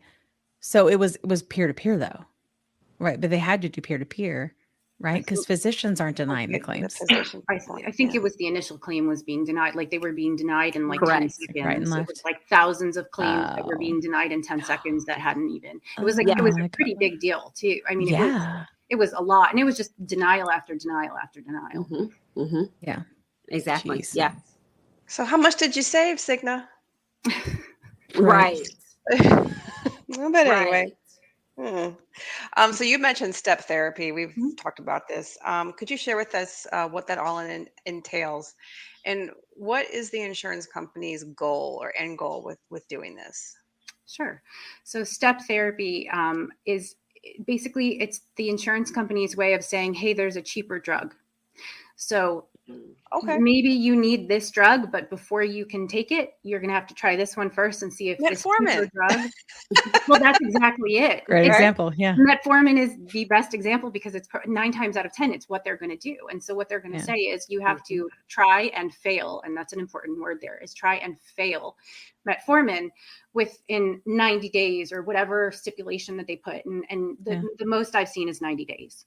And so that means you can't even file an appeal. Like you have to do the step therapy first. So you are going to have to take the metformin for 90 days or not take it, whatever it is, but get the prescription, like get that prescription, get it refilled. Metformin is free on most plans. But that's why they're telling you you've got to take metformin first, because it is cheap. It's a pill, it's cheap, it's easy to produce. So they're going to make you basically jump through hoops so that they don't have to pay for that $1,200 a month prescription. Jeez. And that's what their goal is. It's about cost savings. It's always going to be about cost savings when it comes to insurance carriers. It's almost like they're trying to take as much time as possible before you actually get approved for the medicine. You know what I mean? It's like, it's like stalling. Do you know what I mean? Yeah, of course. Back to Kat's vlog about stalling. Like, it's like they're doing whatever they can to keep you away from it. And what kills me is like, and I can imagine that's because the contracts aren't lucrative enough for them to actually, be making anything or benefiting, from doing the medication. It just kills me how like short-sighted insurance companies are. It really does. Like, it's just so stupid. Think about how many times you've like ordered something from Amazon and it turned out to be something, that you either, if it was clothing, it didn't fit, or if it was the wrong thing or whatever. How many times are you going to just like let it sit there instead of returning it because of the 98%. Okay. They use that same psychology when it comes to this type of stuff. The more hoops that you have to jump through, the less likely it is that you're going to follow through. Totally. And they know that because it's nature. So they're going to make you jump through every hoop before you actually, if you truly, truly want whatever it is that you're trying to get and you do the work, you're like 5%, I don't know what the actual statistics on that are, but it's not high. It's not good. Yeah, for sure. No, not at all. But, we're talking about prior authorizations, talking about step therapy, and we have to talk about your favorite time of the year, open enrollment. Sure. It is your favorite time. It's October. We know it is. So for most companies, for a lot of companies, open enrollment starts October 1st. I know some companies start in the spring. And but since we're so close to October, what questions and actions must we, as the consumer, take to ensure that there's continued coverage, or steps that we need to take to gain coverage for GLP-1 medications? Sure. So I think I mentioned this earlier, but it does heavily depend on what type of plan your employer has. There's not a lot that you can do if it's a fully insured plan, and a smaller employer is probably going to have a fully insured plan. My company has a fully insured plan, so I don't get to pick and choose what's going to be on our formulary. Sometimes you can negotiate within that when it comes to renewals, especially if you go to market and you get you go through underwriting with other companies and you get back amazing rates and they're competitive with what you already have, then you have a little wiggle room. It's not going to happen, because especially if they're going off of claims experience, meaning what happened the previous year and there were high claims, which you don't get full access to, neither does your broker. It puts you at a disadvantage for negotiating power.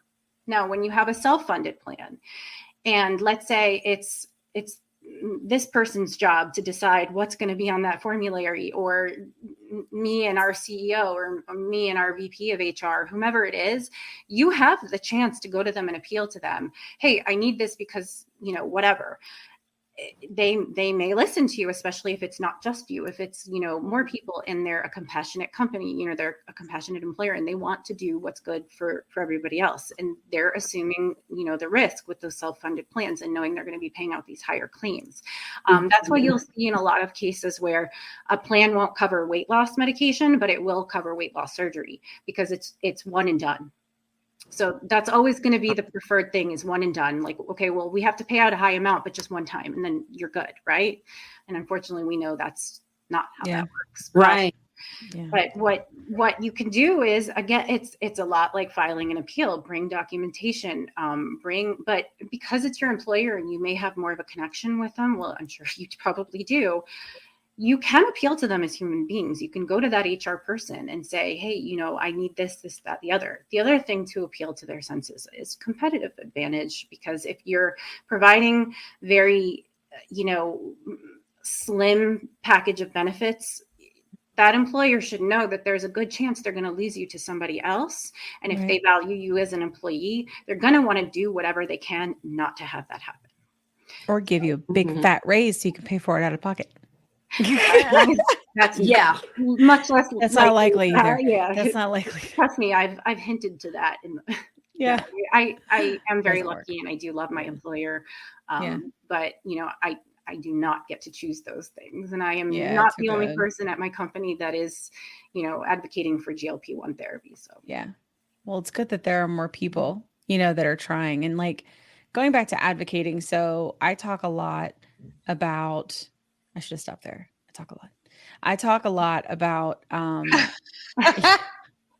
y'all know, about I was how going to we say- have to, I mean, it's a talk show, guys. Quiet people don't start talk shows. But I do talk a lot about how these medications really are, we know they're treating a disease, like all the data proves it. And I can't help but wonder, specifically around going and advocating with your employer, like learning to advocate for your health and for, I don't like the word what you're entitled to, but I do think if there's medicine that's been approved to treat your disease, that an employer who is covering you for insurance should be doing what they can. And I think that there's an opportunity here that obesity, as just like type 2, should have a disease that is a medically recognized disease, right? And it has medical treatments that have been approved by the FDA, like even if it is Wegovy, right? Even if it is Saxenda, you should be able to have an inclusive plan under diversity, equity, and inclusion, because you should be able to have that. I feel like that is way more of a right, or something that they should do when those things exist, and I wonder, like, I don't think that'll be received very well. I mean, even at my company, not gonna lie, I've been poking around and being like, hey, we are kind of the example of the way things should be. Like, how involved is DE&I in this? And the answer was not very. And my company covers all the things, for now. Right. So it's like, I feel like there's got to be an opportunity for that. I want to find a way to harness that and like help people make that argument when they're advocating.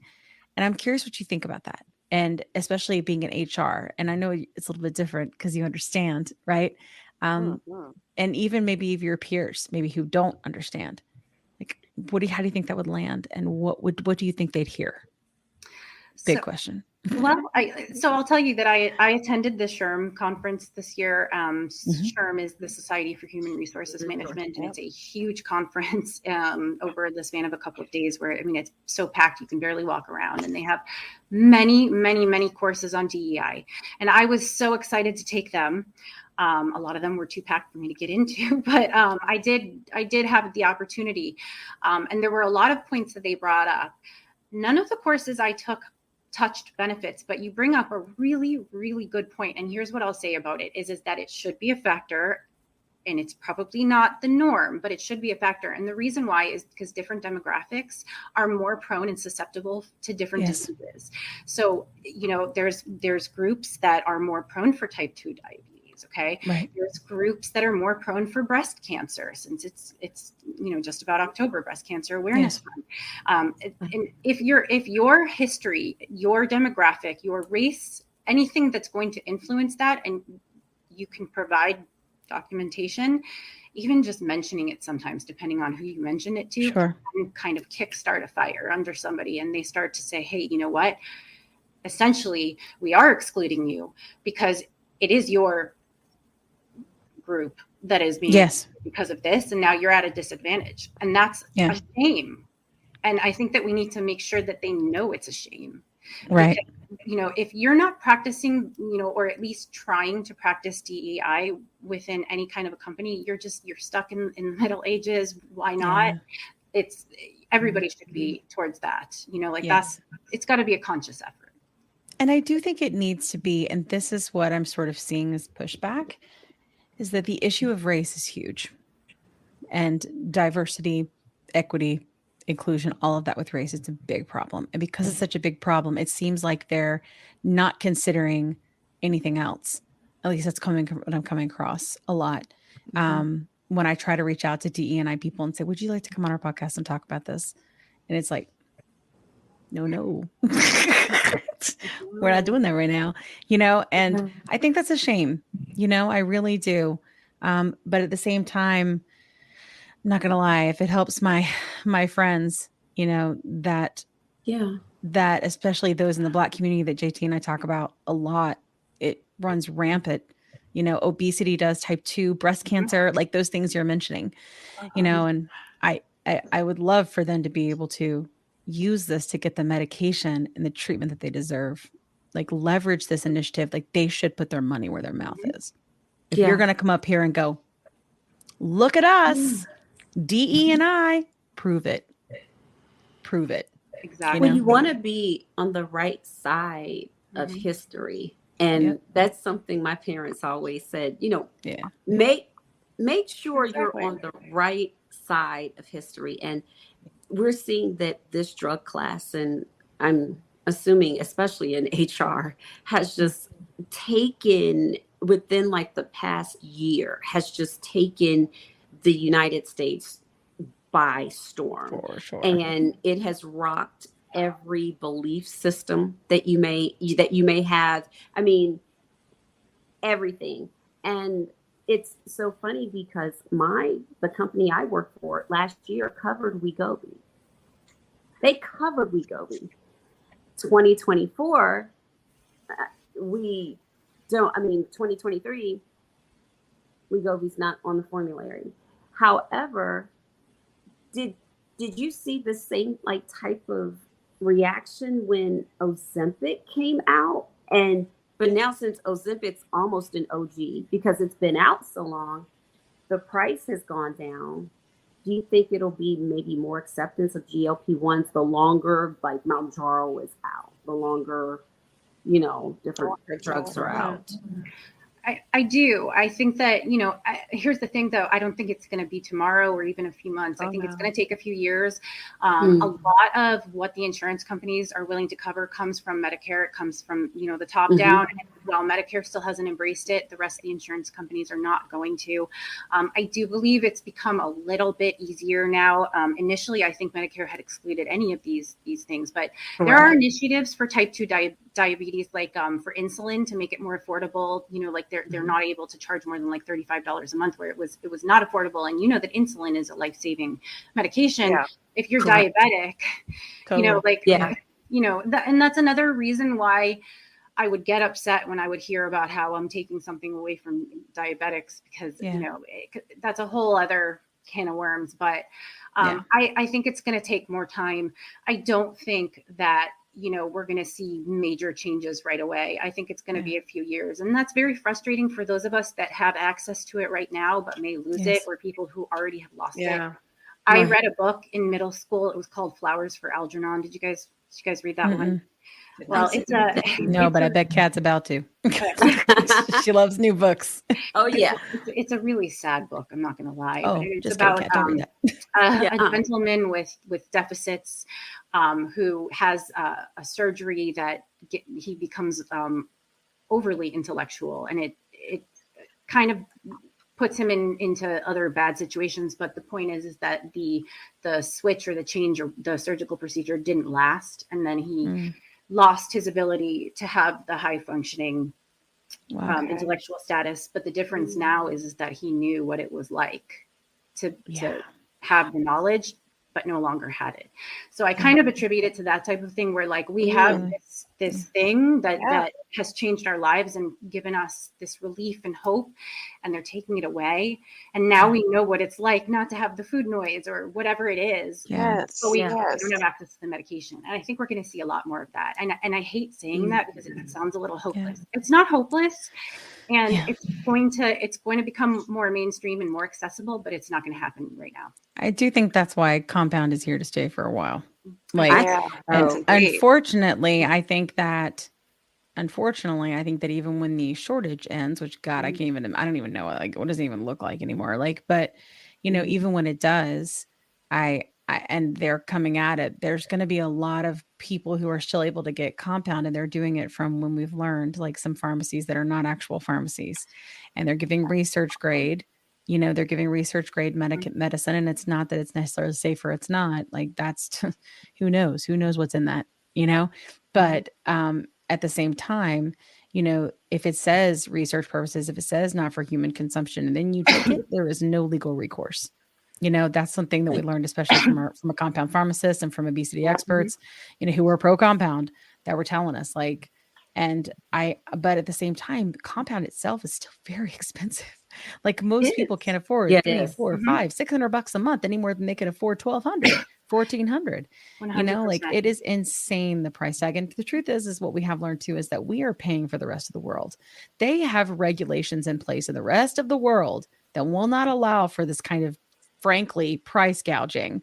But here in the States, it's fine. You know what I mean? And it's just so wrong. And what bothers me more than anything, and I'll end it here because y'all know I can go off.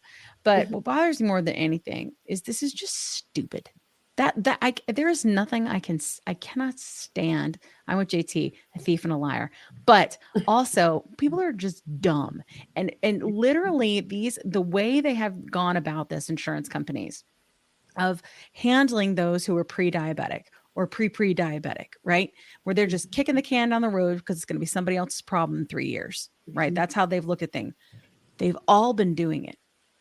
And now we're on everybody's plan, right? So at this point, it's just stupid. They're literally this definition of insanity. You're not solving a problem. Get together and figure it the frig out. Because you two figure it out. Like it's completely ridiculous that they have not evolved further than this to figure this out. They're going to need to do it. And now we have best-in-class medications, more coming, plenty more coming, that they should be able to do that. And if there is step therapy, it should be take the older one, or take the, like Victoza, for example. Take Victoza.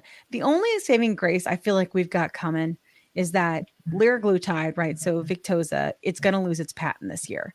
And so we're told from research that it's going to be like mid-year next year, there's going to be a generic. Now, I'm sure that a generic is still going to be expensive, right?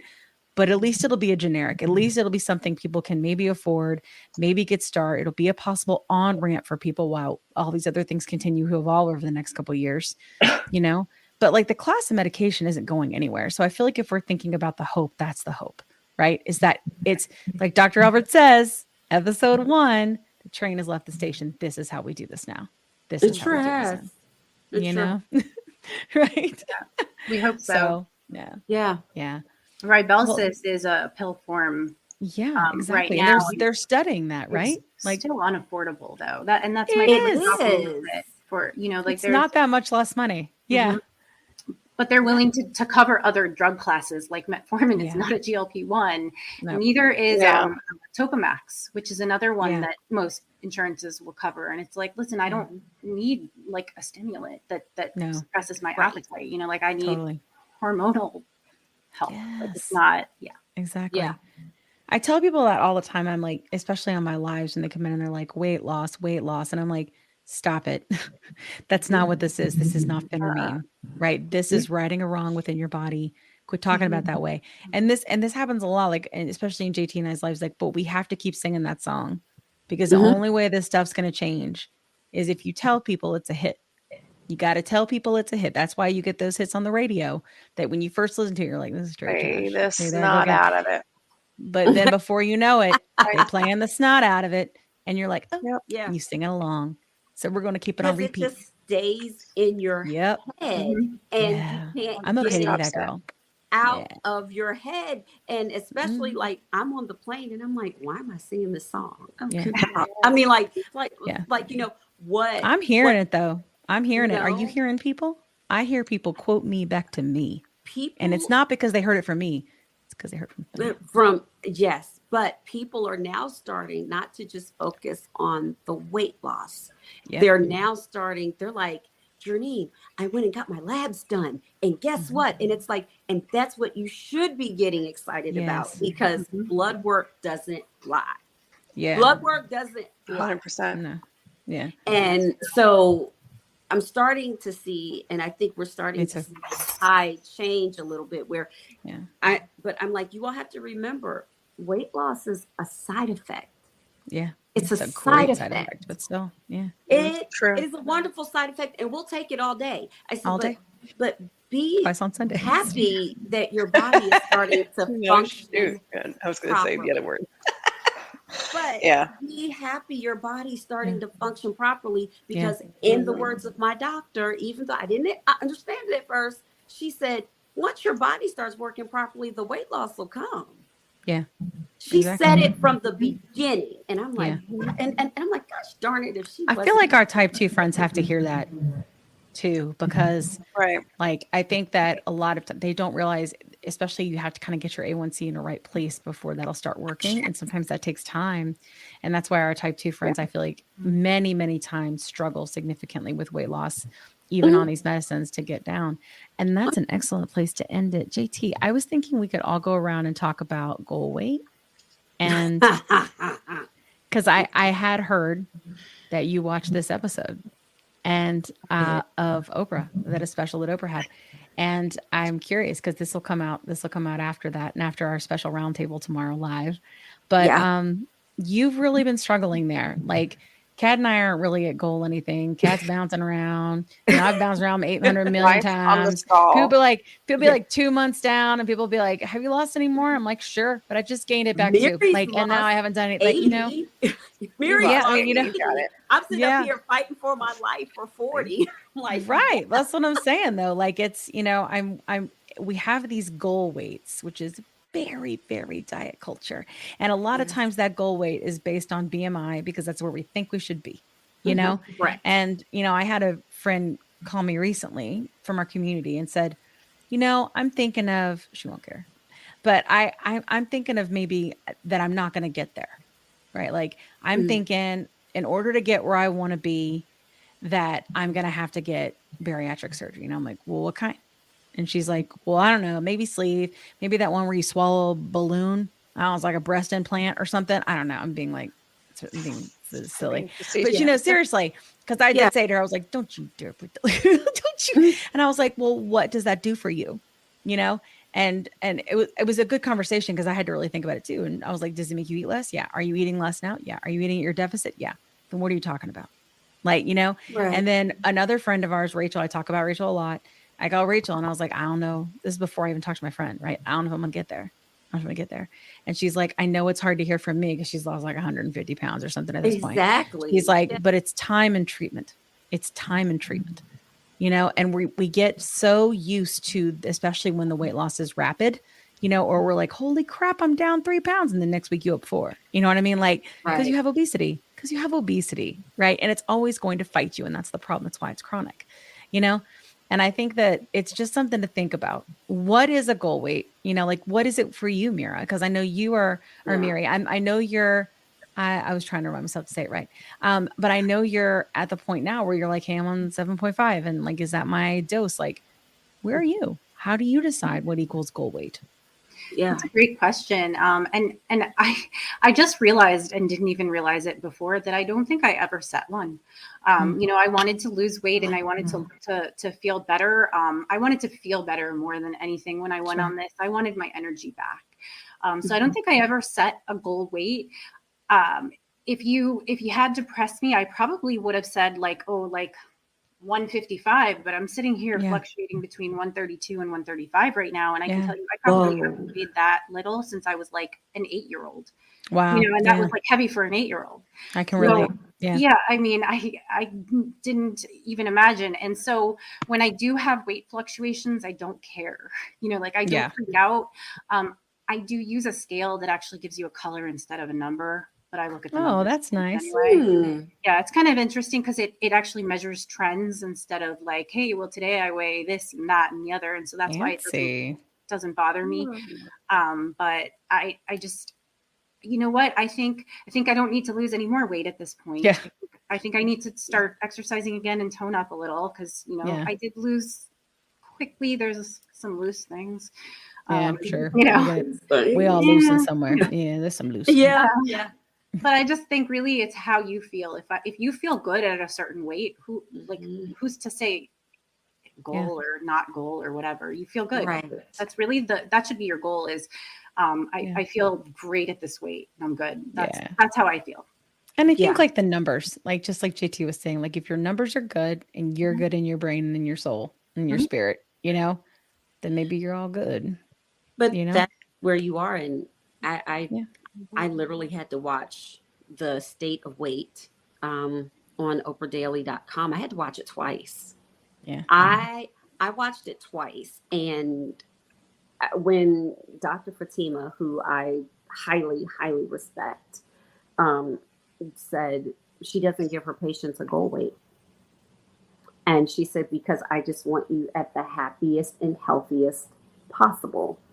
And that really, because from the onset, I said, my goal is 150. I don't know how I came up with it. Do not ask me. I just did.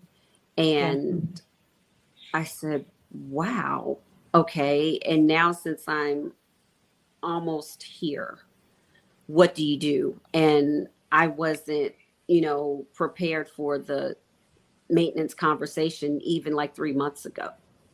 Because then it's like, maintenance, what, huh? And, but it's coming, but when it gets here, you're kind of like, okay. And now since I'm so close, and there's no official guidance from Eli Lilly on maintenance. As my doctor said, you have to be innovative because you got to figure out what works. And, when you have insurance companies that want you to have a prior authorization per dosage. That's insane. Yeah. But it happens. And it's like, okay, well, what if maintenance and the continuance of care? Well, what if I need like 1 month 5, 1 month 7.5? I mean, like, we don't know. It's such uncharted territory. In one vein, I'm excited. The next vein, I'm like, I feel like an episode. It's hard to be an early adopter, it really is, because you're like, especially. But that's okay. What's up? I know, but that's okay. Yeah, it's all right. We're gonna get there. We're all gonna get there. Whatever there equals for us, and everybody's body is different. Yeah. All right. Well, we will end it there, friends. So Miri, I'm going to exit you stage left. Thanks so much for joining us for this conversation and helping us learn. Thank you so much. Being vulnerable and sharing your story. Like, I mean, you did both. You did sometimes, we have 2 people. We didn't need that today. We had you. So that was so great. And thanks so much. We appreciate it. Have a great day. You too. Take care. Bye. Oh my gosh. That was so great. Oh my gosh. I feel like we talked about so many things. Me too. She was great. She was. I think that we learned a lot, in a short amount of time. And we had an episode called Benefits Who, quite a while ago when we were first kind of getting kicked off, and that was a good episode. And we kind of recapped that. I think that what we, because repetition, but I think hearing different perspectives, we've always said is really important on the show, and hearing from someone that's in HR that works in benefits as well, that's a different person that's saying the similar things. There's a reason they're similar, right? Like, because that's the way. So we'll keep having conversations about it and then continuing to evolve, and we'll learn more. I know we've got someone in particular we have planned to come on and talk about benefits. I think open enrollment is a really important conversation, especially now that we just learned that just because it's October doesn't mean it's over. Remember, JT, I told you the other day, I think maybe because it's October, it's over. Oh, that's what we'll call it. It's October, but it ain't over. That's what we'll call the episode. It ain't over yet. Stop. It ain't over yet. October. Look, and it rhymes. It did. I did that on purpose. Or cat. Sometimes she rhymes slow. Sometimes she rhymes quick. Oh yeah. Oh no! Did you just drop one for cat instead of her dropping over you? Sometimes I rhyme slow. Sometimes I rhyme quick. Quick. There you go. Sometimes I rhyme slow. Sometimes I rhyme quick. Well, we've talked quite a while because this is good stuff. But let's do some sign-offs. Any NSVs this week? Any good quotes? I mean, I fit into some duty blues. You did. She did. 14. The duty blues. And I have decided to start measuring myself every week. I think that's an NSV because I'm tired of that GD deal. Have you tried that Me 360 app? I'm not sure how accurate it is. A lot of people like it. And when I watched Oprah talk about I was at my heaviest at 237, I'm like, have fun. Oh my God. I know. I was just like 230. And you know what? 237 would be nice. She must be really short. I think she must be. I don't know. I've never met her in person. I think she is a smaller human. Yeah, because she's so thin right now. Like not in a bad way, in a very healthy, good, wonderful way. Like yeah. Yeah. Mm-hmm. Mhm, Exactly. mhm. Indeed. Yep. Yeah. So if you're watching this, you've probably already seen our Oprah episode, Yeah. but we have lots of opinions, and I felt like it was really important to have a community episode where we aired them all out and talked about the Super. good, the bad, and the ugly. So hopefully you've seen it. If you haven't, go watch it. But Yeah. my classic sign off is going to be easy peasy lemon squeezy and hasta la pasta. That's all I got today. Pasta. I'm tired. I'm tired. Yeah. It's I mean, for me, as many life on stall life, plateau life, set point Yeah. life, it's always it's a marathon and not a sprint. That's right. Life on the stall. Life Yeah. life on the stall. Life on the I have stall. learned to enjoy the process. I'm Yeah. learning to enjoy the journey. Yeah. And we are making a lot of really good friends and I know, just right? really Yeah. cool opportunities with all We of the are. connections that we've made. And, we've got some really cool stuff coming. We're working on an event. We'll see how that shakes out because that crap's really a lot of work. Yeah. We'll see. We're working on one. We'll see how it shakes out. But we hope you guys hang with us. We've got the holidays coming up soon, right? We're getting into October. I mean, my son The holidays are here. definitely. Yeah, I mean, basically, right? Like October's the Holidays holidays. are I've here. decided. Even if it's the holidays are 31st. Like it's candy. yeah. And then a I bunch of know. stuff and Okay. So turkey. we'll have a lot of content dropping for you. We are going to take, just so you guys know, like prepare. We will not have lives on Fridays the week of Christmas, Thanksgiving, or the week of New Year's. Well, we won't start back until the 5th. So just be Right. prepared. Like the girls have really worked hard and we're going to take some much needed rest, but we will have content for you. We will have content for you. We've Yeah, been we will. hoofing it. We've been hoofing it so that you will not be without, Correct. But yeah. And then also, like, if you're watching this, you probably don't know yet, but like I'm going to be going to Nashville and interviewing lots of people from the community. So we'll have lots of really good content for the YouTube channel as well. So make sure you check that out. And we've also started recently having content that is specifically for our subscribers, our paid subscribers, which is our superstar, super fans, It is exclusive. so that they can have additional content. It is exclusive. It is exclusive. It is. And we don't usually do exclusive. We're very inclusive, folks. But we've got some super fans and we want to reward them with additional content. So we will have that. And if you want to be one, we'd love that. But if not, you can do this too. Whatever you want. We want you here. Whatever way you can be here. Thanks for showing up. Thanks for showing up. Thank you. Yeah. All right, everybody. Have a great night. We will see you next week. Woo-woo.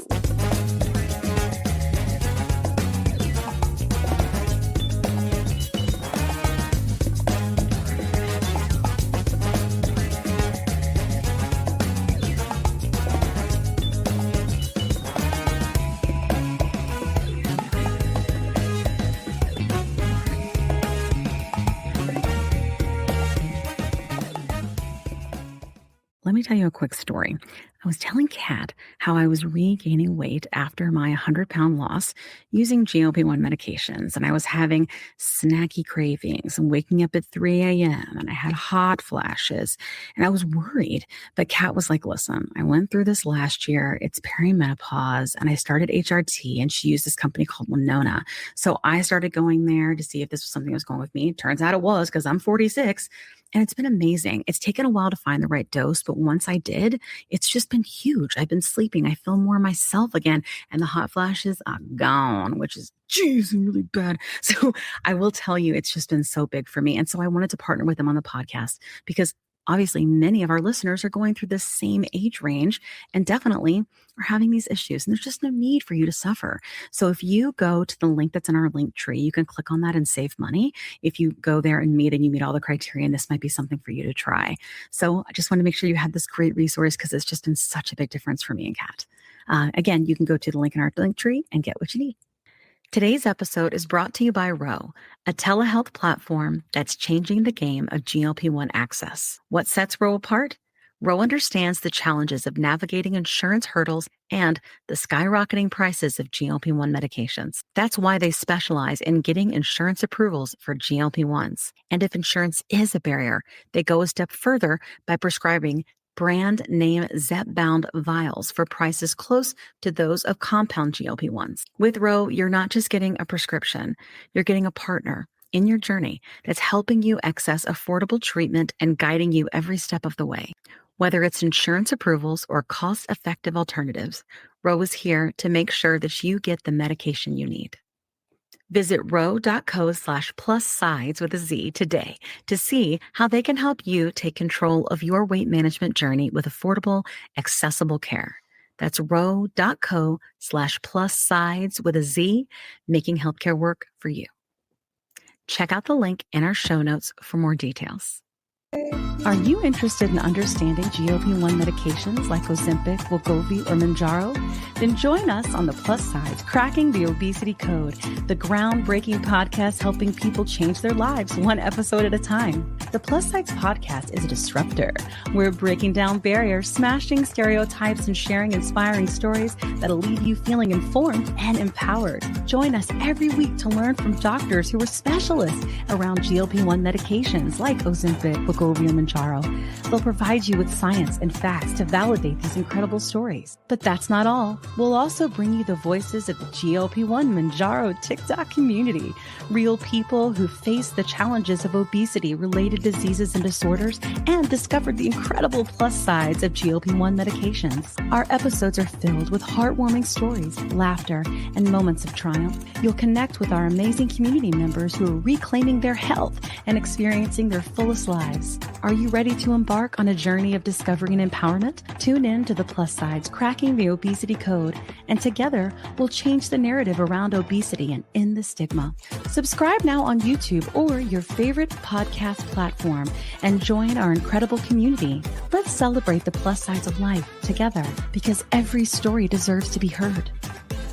Every life deserves to shine, and everyone deserves access to expert knowledge and medication. The Plus Sides Podcast. You're not alone. It's not your fault.